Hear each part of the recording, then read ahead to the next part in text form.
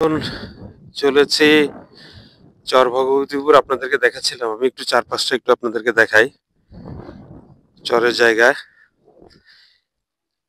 তো সেখানে চরের মানুষের জীবন যাপন, তাদের কিভাবে তারা চলে, কিভাবে তারা সার্ভাইভ করে, এই জিনিসগুলো আমরা একটু আপনাদেরকে দেখানোর চেষ্টা করব। আমাদের সাথে থাকবেন। আমাদের ভাই আছেন, মাইদুল ভাই, আমাদের শফি খান ভাই আছেন। আমরা এখন দুধকুমার নদী, এই দুধকুমার নদীর পাশে হলো ব্রহ্মপুত্র। ব্রহ্মপুত্র হচ্ছে ভগবতীপুর তীরেই ব্রহ্মপুত্র। থ্যাংক ইউ আমাকে আসলে ইনফরমেশনটা দেওয়ার জন্য। তো আমরা এখান থেকে এখন যাত্রা শুরু করছি। হামিন ভাই আছেন ভিতরে, লুৎফর ভাই আছেন। লুৎফর ভাই একটু তাকান। জি,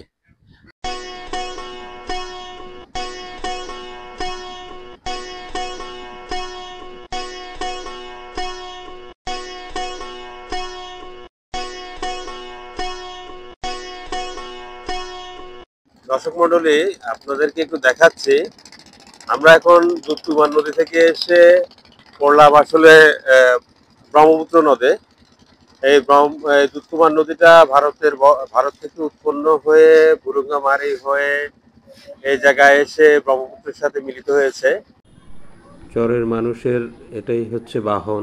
বিভিন্ন চর থেকে তারা যখন শহরের দিকে আসে, মূলত নৌকাই তাদের ইউজ করতে হয়। এছাড়া তারা ঘোড়ার গাড়ি, চরের ভিতরে আমরা দেখেছি ঘোড়ার গাড়ি চলে।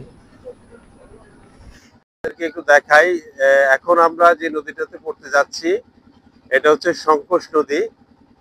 তো পাশেই যেই চরটা আপনি দেখতে পাচ্ছেন, আমি একটু আপনাদেরকে জুম করে দেখাই। এই চরটার নাম দেওয়া হয়েছে প্রথম আলোর চর।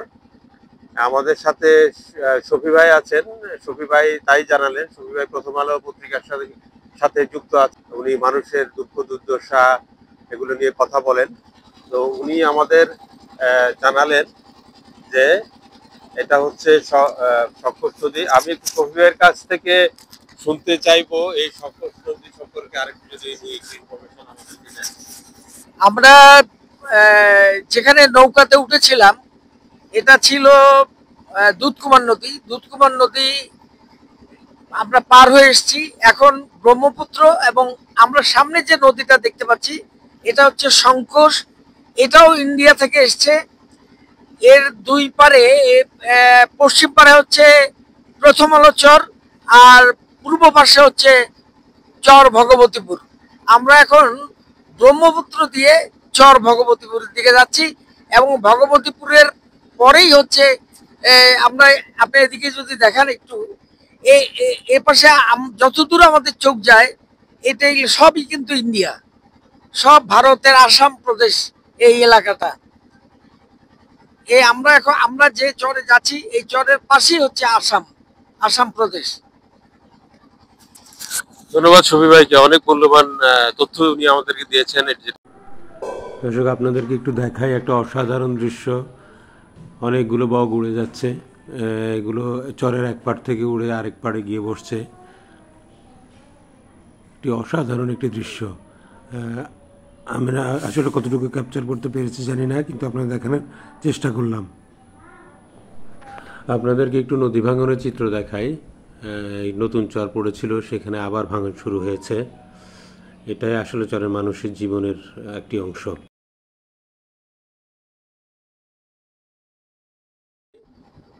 আমরা চর ভগবতীপুর এসে গেছি, আমরা সামনে নামবো।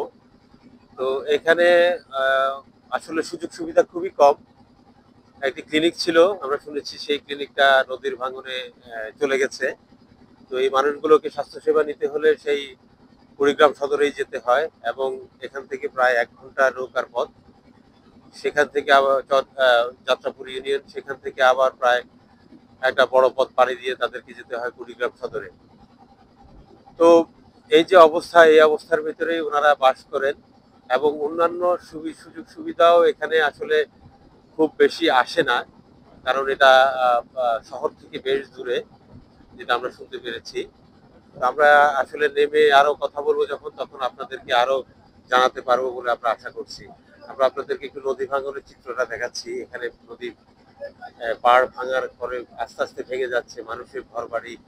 একসময় হয়তো এই ঘর বাড়িগুলো আমরা আজকে যেটা দেখে যাচ্ছি এটা থাকবে না। এখান থেকে ওনারা আবার শিফট করবে। চরের মানুষের জীবন আসলে একটা জায়গায় থেমে থাকে না, তারা এক জায়গা থেকে আরেক জায়গায় শিফট করে এবং নিজের জীবনে দেখা যায় যে 20-25 বারের মতো একটা মানুষকে এক জায়গা থেকে অন্য জায়গায় চলে যেতে হয়।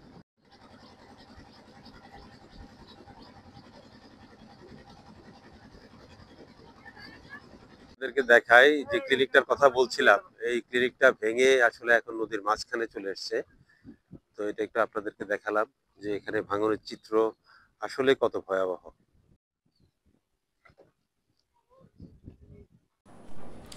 বিস্তীর্ণ ধানের ক্ষেত, সবুজের সমারোহ, এটাই আসলে চরের অসাধারণ চিত্র। দর্শক মন্ডলী, আপনাদেরকে একটু দেখাই, এটা হচ্ছে জাউন। আমি একটু খেয়ে দেখেছি, এটা অনেকটা জিরার মতো টেস্ট। এটা নাকি এখানে চাষ করে ওনারা।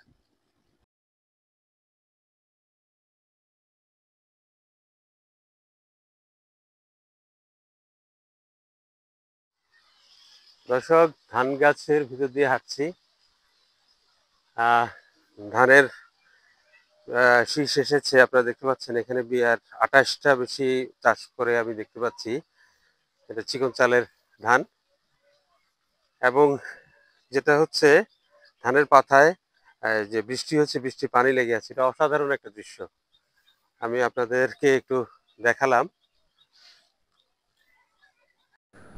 আমরা এখন হাঁটছি চর ভগবতীপুর গ্রামের ভেতর দিয়ে। আপনাদেরকে একটু চারপাশটা একটু দেখাই। গাছপালায় পরিপূর্ণ, বাড়িগুলো বেশ উঁচু উঁচু করে করা, কারণ এখানে বন্যার পানি ঢোকে, প্রায় প্রতি বছরই ঢোকে।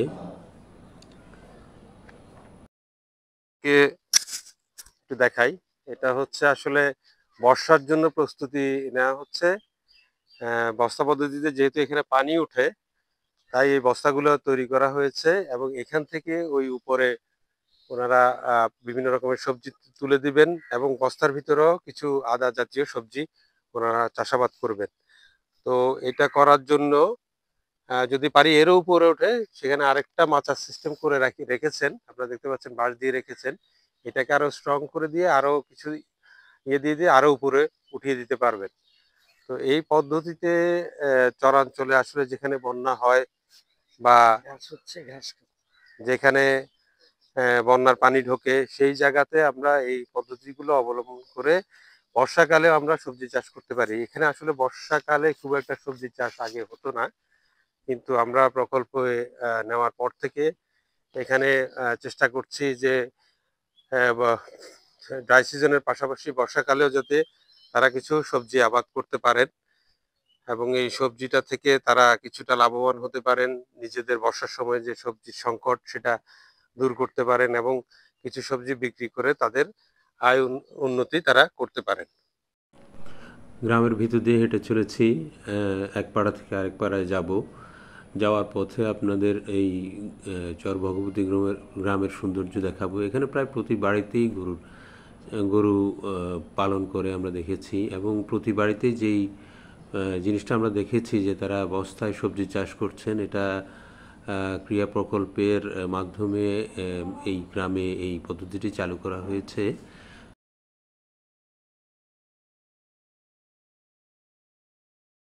এতক্ষণ আপনাদেরকে নুরবানু আপার কথা বলছিলাম। নুরবানু আপা, এখানে আমরা দেখতে পাচ্ছি যে নুরবানু আপার এই ভার্মি কম্পোস্টের পিট, উনি এখানে প্রায় 3 মনের মতো ভার্মি কম্পোস্ট তৈরি করছেন। এটা উনি চালিয়ে যাচ্ছেন, যেটা উনি মাশরুমের লাভের টাকা থেকে শুরু করেছেন এবং ক্রিয়া প্রকল্পের এক বেনিফিশিয়ারির কাছ থেকে তিনি এটা দেখে এসেছিলেন এবং শুরু করেছেন। পাশাপাশি ক্রিয়া প্রকল্প ওনাকে সরকারের কিছু সাপোর্ট পাওয়া যায় সেখানে যুক্ত করে দিয়েছিলেন। তো সেই সাপোর্ট থেকে সরকার একটি তাকে ঘর করে দিয়েছে, মুরগির ঘর, এবং তিনি তার নিজস্ব পুঁজি থেকে হাঁস এবং মুরগির বাচ্চা কিনে এখানে লালন পালন করছেন। অসংখ্য ধন্যবাদ, যেহেতু আপনি অনেক কষ্ট করে আমার এইখানে এই প্রজেক্টটা দেখার জন্য আসছেন। আমার মতো একটা নারী আরো তৈরি হোক এরকম আমি চাই। যেমন এইখানে আমি শুরু করছি, আরো 4-5 জন নারী হয়ে গেছে অলরেডি। ঠিক আছে, যে মাশরুম আমার দেখা দেখি ওনাদের খুব চাহিদা করার। তো নুরবানু আপা এখানে কাপড়ের বিজনেসও শুরু করেছেন। উনি বাইরে থেকে কাপড় কিনে এনে বিক্রি করেন।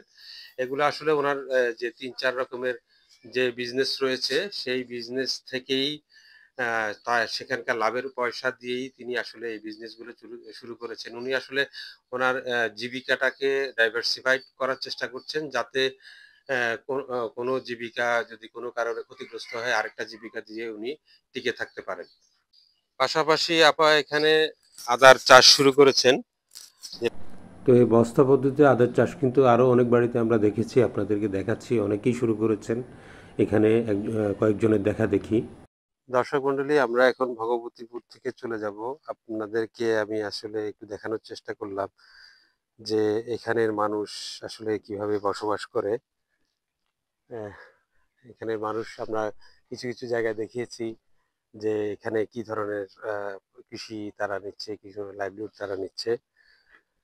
তো আশা করি আহ, এই মানুষগুলোর দুঃখ অনেকেই বুঝবে এবং এই মানুষগুলো সহযোগিতায় এগিয়ে আসবে। আমরাও চেষ্টা করছি, আরো চেষ্টা থাকলে এই মানুষগুলো একদিন হয়তো আহ, নিজের পায়ে দাঁড়াতে পারবে এবং স্বাবলম্বী হয়ে গড়ে উঠবে।